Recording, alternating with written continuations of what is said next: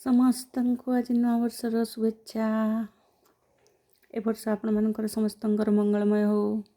ସମସ୍ତେ ସୁଖରେ ରୁହନ୍ତୁ, ଶାନ୍ତିରେ ରୁହନ୍ତୁ। ସମସ୍ତେ ନିଜ ନିଜର କର୍ତ୍ତବ୍ୟକୁ ମନେ ରଖନ୍ତୁ। ଆଜି ଜଗା ପାଖରେ ମୋର ପ୍ରାର୍ଥନା, ଯେତେ ଯିଏ ଅନ୍ୟାୟ କରୁ ଜଗା, ସେ ଅନ୍ୟାୟକୁ ପାରି ହେଇଯିବା ପାଇଁ ତୁମରି ଆଶୀର୍ବାଦ ହିଁ ମୋର କାମ୍ୟ। ମୋତେ ଯିଏ ଯାହା କହିଯାଉ, ଯାହା ମନରେ ଆସୁଛି ବକିଯାଉ, କୁକୁର ଭୁକିଲା ପରି ଯିଏ ଯାହା କହିପାରୁଛି ଭୁକି ଯାଉ, କିନ୍ତୁ ସେ ସମସ୍ତଙ୍କୁ ମୁଁ ଆଡ଼େଇ ଦେଇ ତୁମରି ଆଶୀର୍ବାଦ ନେଇ ଏ ନୂଆ ବର୍ଷକୁ ମୁଁ ଉପଭୋଗ କରିବି। ଏ ନୂଆ ବର୍ଷରେ ମୁଁ ଯେତିକି ପାରିବି ଖୁସି ଉପଭୋଗ କରିବି।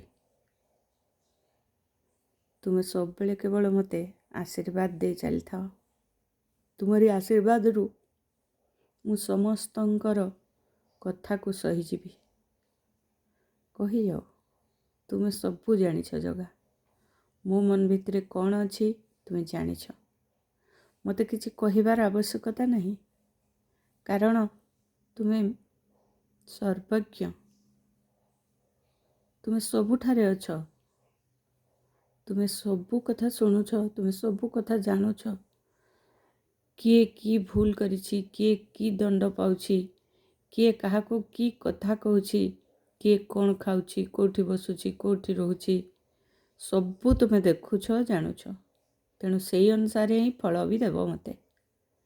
ସମସ୍ତଙ୍କୁ ତୁମେ ନିଜ କର୍ମ ଘେନି ଫଳ ଦିଅ, ମୋତେ ବି କର୍ମ ଘେନି ଫଳ ହିଁ ଦେବ।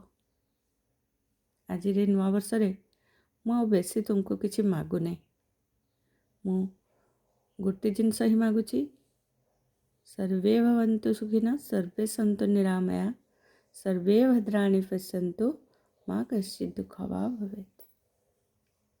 ରହୁଛି। କାଲି ମୋର ସବସ୍କ୍ରାଇବର ବହୁତ ବଢ଼ିଥିଲେ। ଆଜି ଯେଉଁମାନେ ସବସ୍କ୍ରାଇବ୍ କରିନାହାନ୍ତି, ଆଜି ଦିନରେ ଗୋଟେ, ଏଇ ନୂଆବର୍ଷର ଆରମ୍ଭରୁ ଗୋଟେ ଯଦି ଆପଣ ସବସ୍କ୍ରାଇବ୍ କରିକି ଯିବେ, ତାହେଲେ ମୁଁ ନିଶ୍ଚୟ ବର୍ଷ ଶେଷରେ ଆଜି ଯେଉଁ 200 କେତେ ହେଇଛି, ସେଇଟା ନିଶ୍ଚୟ 500ରେ ପହଞ୍ଚିଯିବ।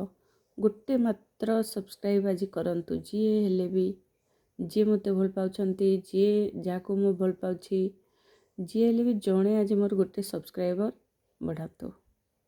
ଜଗା ହାତ ଧରି କାହାରି ବଢ଼େଇ ଦେ। ରହୁଛି। ଜୟ ଜଗନ୍ନାଥ।